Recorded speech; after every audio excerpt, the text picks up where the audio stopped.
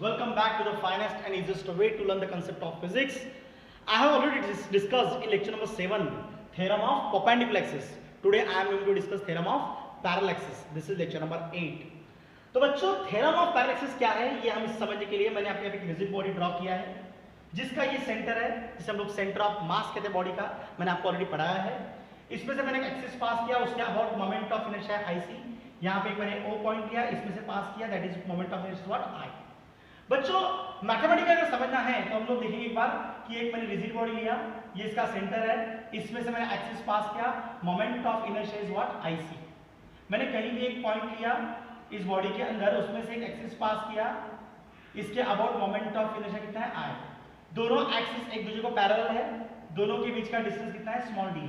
और mathematically theorem of parallel axis क्या कहता है, I is equal to what IC plus capital M d का स्क्वायर, डिस्टेंस का square.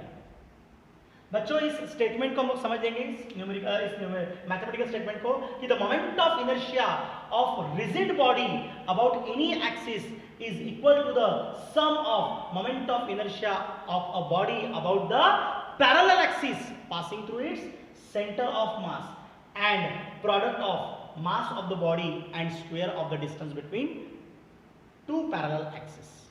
Is it clear? So this is the statement of parallel axis theorem. बच्चों parallel axis theorem समझने के लिए मैं फिर एक बार ये स्केल आपके सामने ला रहा हूं। मैंने स्केल को सेंटर में होल्ड किया और ये रिजिड बॉडी इस तरह से रोटेट होने वाली है, आप देख सकते हो।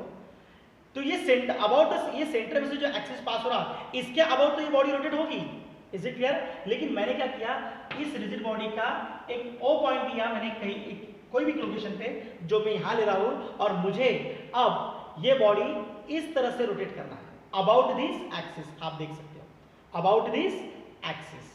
और ये एक्सिस के अबाउट मुझे मोमेंट ऑफ इनर्शिया कैलकुलेट करना है जो कि मेरा I है, और वो है I is equal to IC plus MD का स्क्वायर। बच्चों ये प्रूफ स्टडी करना है। प्रूफ स्टडी करने से पहले हम लोग वापस से डायग्राम पे वापस जाएंगे। तो देखिएगा मैंने इस रिजिड बॉडी के अंदर मैंने छोटा m P पोजीशन पे मैंने एक पार्टिकल लिया, कंसीडर किया पार्टिकल ये P पॉइंट पे। ये पार्टिकल जिसका मास है स्मॉल m, ये सेंटर में से जो एक्सिस पास हुई वहां से x डिस्टेंस पे है, और ये O पॉइंट में से जो एक्सिस पास हुई यहाँ से ये d प्लस x, मतलब टोटल x प्लस d इतने डिस्टेंस पे। इस रिजिड बॉडी के अंदर नंबर ऑफ पार्टिकल्स है, मैंने एक पार्टिकल कंसीडर किया।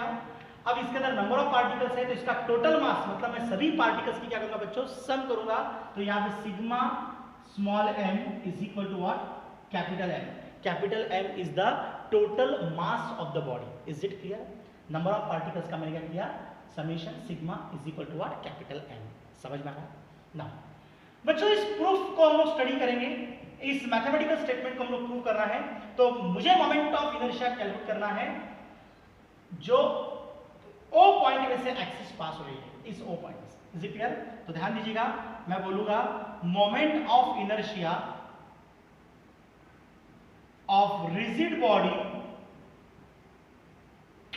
About an axis, about an axis. मैंने एक्सिस को नाम दिया है, आप देख सकते हो A डैश और B डैश। तो यहां लिखूंगा मैं A डैश और B डैश, क्योंकि मेरा I निकल गया। तो therefore I is equal to what बच्चों, मोमेंट ऑफ इनर्शिया का बेसिक फॉर्मूला है I is equal to what mr²। अगर आप डायरेक्ट ये वीडियो देखोगे तो आपको समझ में आने वाली है, आपको प्रीवियस सारे लेक्चर स्टेप बाय स्टेप आना पड़ेगा क्योंकि फिजिक्स लिंक पर चलता है। अगर आप कंटिन्यूशन में आएंगे तो ये आपको ये चीज सारी समझ में आएगी। I is equal to what, अब देखो यहां इस एक्सिस से ये पार्टिकल यहां पे है, टोटल डिस्टेंस हुआ x और d, कितना हुआ x प्लस d और small m, it become small m x plus d का स्क्वायर, मास इनटू डिस्टेंस का स्क्वायर। मुझे पूरे रिजिड बॉडी का निकालना है, इसीलिए मैं यहाँ पे स्मॉल m लिखूंगा, इसका समेशन कर दूंगा, यहाँ पे मैं सिग्मा लगा दूंगा इमीडिएटली। अब देखो बहुत सुंदर फॉर्मूला तैयार हो गया, I is equal to what sigma m x plus d का स्क्वायर। इसको आपने देखा तो आपके दिमाग में एक फॉर्मूला याद आ रहा होगा, a प्लस b का होल स्क्वायर। सेम आप फॉर्मूला यहाँ पे अप्लाई कीजिएगा। So therefore I is equal to what summation small m, क्या आएगा यहाँ पे x square plus 2xd plus d का स्क्वायर। मैंने a प्लस b का होल स्क्वायर यहाँ पे अप्लाई किया, x square plus 2xd plus d square. Sigma m से मैं अंदर मल्टीप्लाई करूंगा तो I is equal to what sigma m x square plus sigma m 2xd plus sigma m into D square. आप देख सकते हो बच्चों, हम इसे सॉल्व करेंगे ना, ध्यान दीजिएगा।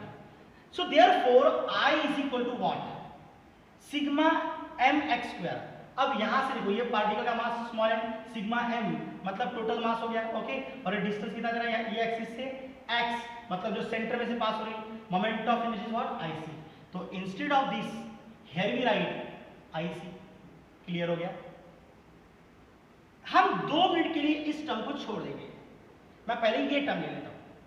सिग्मा एम मतलब क्या, टोटल मास, जो कि कैपिटल एम है, पूरे बॉडी का total mass, number of particles का एडिशन होगी, summation sigma capital M into what, D square as it is, plus इस टर्म को लिखा मैंने डायरेक्टली 0।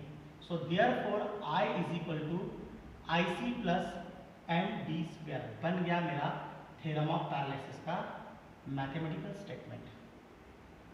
अब आपके दिमाग में एक सवाल आ रहा होगा कि सर ये चीज समझ में आ गई कि आपने इसको आईसी लिखा, ये चीज समझ में आ गई इसने आप यहाँ पे आपने कैपिटल एम डी को लिखा, बट ये टर्म को आपने 0 कैसे लिखा? तो हम इसके ऊपर लाइट डालेंगे। मैंने इसको 0 कैसे लिखा, इस पर हम लोग डिस्कस करेंगे। Sigma capital small M two X D, इसको मैंने 0 कैसे लिखा? बच्चों समझ लीजिए, बड़ा सिंपल है। 2 क्या है, कांस्टेंट है, न्यूमेरिकल कांस्टेंट है, इसको बाहर ले लो। डी क्या है, स्मॉल डी, जो कि 2 पैरेलल एक्सिस के बीच का परपेंडिकुलर डिस्टेंस है, इसको भी सिग्मा के बाहर ले लो। फिर अंदर बचा क्या, अंदर बचा सिग्मा स्मॉल एम एक्स। क्या बचा, सिग्मा स्मॉल एम एक्स। बच्चों अगर मैं इस समेशन को खोलता हूं तो खोलने के बाद में मैं इसको लिखूंगा m1 m x1 plus m x2। अगर यहां पे पार्टिकल का मास सेम है तो mx1 प्लस mx2, अगर पार्टिकल का मास डिफरेंट है तो आप इसको m1x1 प्लस m2x2 भी लिख सकते हो। अब ध्यान दो, बॉडी रोटेट हो रही है अबाउट दिस एक्सिस। अब ये पार्टिकल जो अभी यहां पर है, ये रोटेशन के बाद यहां आएगा। जब ये रोटेशन के बाद यहां आएगा तो तुम्हारा x1 ये x बन जाएगा, x1 ये प्लस x बन जाएगा, और जब इधर आएगा तो तुम्हारा x2 ये माइनस x बन जाएगा। Sigma is not only summation but it's a algebraic sum, और अलजेब्रिक सम के अंदर सम के अंदर प्लस भी आता है और माइनस भी आता है। मैं बार बार बोल रहा हूं, एक बार वापस सुनना। Sigma is not only summation, it's a algebraic sum. Algebraic sum के अंदर प्लस भी आता है, माइनस भी आता है। तो अभी यहाँ पे अगर ये एक्सिस के इधर है तो प्लस एक्स, इधर आएगा तो minus x. Is it clear? तो यहाँ पे तुम्हारा x1 बन जाएगा प्लस एक्स, और रोटेशन के बाद x2 बन जाएगा माइनस एक्स। तो इसको मैं लिखूंगा m x, ये x2 बन गया माइनस एक्स, तो हो जाएगा minus x. Answer is what, answer is what, 0। तो बार बार आपका आंसर क्या आएगा बच्चों, 0। तो ये अगर 0 हो गया तो पूरी टर्म क्या आ जाएगी, 0। So here we write 0। समझ में आपको? So this is the theorem of parallel axis. I is equal to what, I C plus M D square. तो इसका स्टेटमेंट बहुत ज्यादा सिंपल है, आप इसको अच्छे से याद कीजिएगा। Moment of inertia of a rigid body about any axis is equal to the sum of moment of inertia of a body about the parallel axis passing through its center of mass and product of mass of the body and square of the distance between two parallel axes। Concept है, अच्छे से समझ के लो। इस theorem को आप बार बार लिखो, क्योंकि यहाँ से जो टॉपिक अपना आगे बढ़ेगा, चैप्टर अपना आगे बढ़ेगा, ये दोनों थ्योरम बहुत इंपॉर्टेंट है। ये बार बार न्यूमेरिकल में आएगी। कौन सा, परपेंडिकुलर, जो मैंने लेक्चर नंबर 7 में पढ़ाया, और ये लेक्चर नंबर 8 जिसमें मैंने ये पढ़ाया पैरेलैक्सिस। ये दोनों स्टेटमेंट्स आपको बार बार यूज होंगे।